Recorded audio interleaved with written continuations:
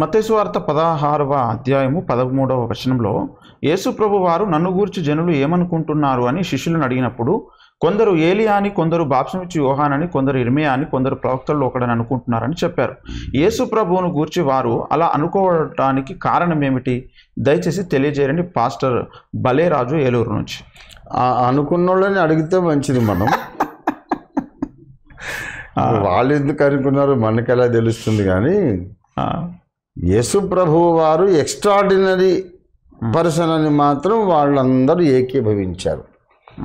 సామాన్య మానవుడు కాదు. పాత నిబంధన కాలపు, ప్రాచీన కాలపు ప్రవక్తల్లో ఒకడై ఉంటాడు. ఆ ప్రవక్తల అభిషేకం ఈయన మీద ఉంటే తప్ప ఇంత గొప్ప కార్యాలు చేయలేడు అని అనుకొని ఒక్కొక్కరిని ఛాయిస్ ఒక్కొక్కటి చెప్పాడు. ఓకే, ఒకరికి ఇర్మియా అంటే చాలా ఇష్టం అనుకోండి, ఇర్మియా అభిషేకమేనండి అన్నాడు. ఏలియా అంటే ఒకరికి చాలా ఇష్టం అనుకోండి, ఇది ఏలియా అభిషేకం అండి అని అన్నాడు. అలాగా ఎవరెవరికి ప్రాచీన నిబంధన, ప్రాచీన కాల ప్రవక్తలు ఎవరికి ఎవరి ఇష్టమో ఆ అభిషేకం ఉందని చెప్పుకుంటున్నారు. దానికి స్పెషల్గా మళ్ళీ కారణాలు ఏమీ లేవు. వాళ్ళు ఎవరంటే అభిమానమో ఆ ప్రవక్తను యేసులో చూడగలిగారు అన్నమాట. Okay okay sir.